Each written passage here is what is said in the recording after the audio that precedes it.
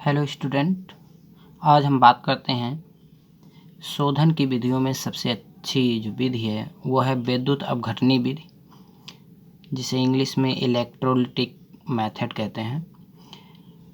यह विधि जैसे आप बैटरी देखते हैं सेम उसी प्रकार से है। इसमें प्लस और माइनस दो अलग अलग इलेक्ट्रोड होते हैं जिसमें विद्युत प्रवाहित की जाती है। इससे बहुत ही शुद्ध धातु प्राप्त होती है जिसका प्रतिशत 99.9% तक है। इसका मुख्य प्रयोग तांबे के शोधन में किया जाता है। ये फिगर आप देख रहे हैं विद्युत अपघटनी विधि का ये फिगर है, जिसमें एक बड़े से पात्र में शुद्ध और अशुद्ध कॉपर के दो अलग अलग इलेक्ट्रोड हैं, जिनमें अशुद्ध जो कॉपर की प्लेट्स हैं वो एनोड का कार्य करती हैं धनावेशित के रूप में, तथा जो शुद्ध कॉपर की जो छड़ है वो कैथोड के रूप में कार्य करती है। दोनों इस प्रकार से व्यवस्थित हैं जो कि कॉपर सल्फेट के उसी पदार्थ के जिस पदार्थ के इलेक्ट्रोड होते हैं उसी पदार्थ के विलयन में डूबी होती हैं ये।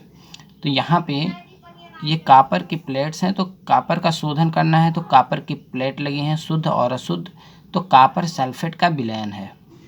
ठीक इस विलयन में डुबोने के बाद जब इसमें हम विद्युत धारा प्रवाहित करते हैं तो जो अशुद्ध इसमें मिला हुआ है पूरा का पूरा अशुद्ध पदार्थ, तो जो शुद्ध तांबा होगा वो इस प्लेट पर जाके चिपक जाएगा। शुद्ध पदार्थ जो होगा, क्योंकि कॉपर अब यहाँ पे ये ऋणावेशित रूप में है तो कॉपर जो होता है वो प्लस में होगा तो इस पे जाके चिपक जाएगा, और जो उसकी अशुद्धियाँ होंगी वो एनोड मड के रूप में यानी कि बेकार पदार्थ के रूप में इसके नीचे एकत्रित हो जाती हैं। क्रिया के पूर्ण होने के बाद ये जो पतला वाला शुद्ध तांबे का जो है, इस पे अशुद्ध जो भी तांबे निकलेंगे वो इस पे जम जाएंगे, तो इस प्लेट को हम बाहर निकाल लेते हैं और इसमें से तांबे को अलग कर लेते हैं। इस प्रकार से हमें 99.9% शुद्ध कॉपर प्राप्त होता है। यह विधि बहुत ही इम्पॉर्टेंट है, विद्युत अपघटनी विधि कहलाती है। विद्युत अपघटनी विधि की फिगर को ध्यान से देखें। ये आपकी शुद्ध धातु की छड़ है, ये हैं शुद्ध धातु की। ये जो हैं ये अशुद्ध धातु की हैं जिनसे हमें शुद्ध धातु प्राप्त करनी है। अगर ध्यान रखना है, अगर कॉपर का शोधन है तो कॉपर के शुद्ध एवं अशुद्ध धातु लगेंगे, सिल्वर का शोधन है तो सिल्वर के शुद्ध एवं अशुद्ध लगेंगे, एल्युमिनियम का शोधन करना है तो एल्युमिनियम के शुद्ध एवं अशुद्ध छड़ यहाँ पे प्रयोग किए जाएंगे। ये भी ध्यान रखना है कि जिस भी पदार्थ का छड़ होगा, धातु की छड़ होगी, उसी धातु के आपके लवणीय विलयन भी होने चाहिए, यानी कि विद्युत अपघट्य जो होगा वो भी उसी धातु का लवणीय विलयन होना चाहिए। जैसे कॉपर है तो कॉपर सल्फेट होगा, एल्युमिनियम है तो एल्युमिनियम सल्फेट होगा, मान लेते हैं सिल्वर है तो सिल्वर नाइट्रेट हो सकता है आपका। इस प्रकार से जिंक का अगर शोधन है तो जिंक नाइट्रेट या जिंक सल्फेट हो सकते हैं। तो यहाँ पे जो आपके शुद्ध धातु की जो छड़ है वो कार्य कर रही है कैथोड के रूप में, ऋणावेश के रूप में, तथा जो अशुद्ध धातु की छड़ है वो कार्य कर रही है एनोड के रूप में यानी कि धनावेश के रूप में।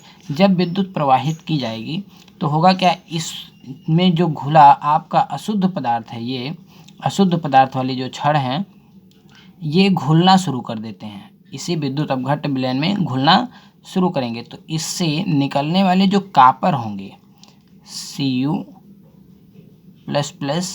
जो आपका शुद्ध पदार्थ है वो यहाँ से निकल के इस पे आ जाएगा, प्लस निकल के माइनस पे चला जाएगा, तो इस पे जमना शुरू करेगा।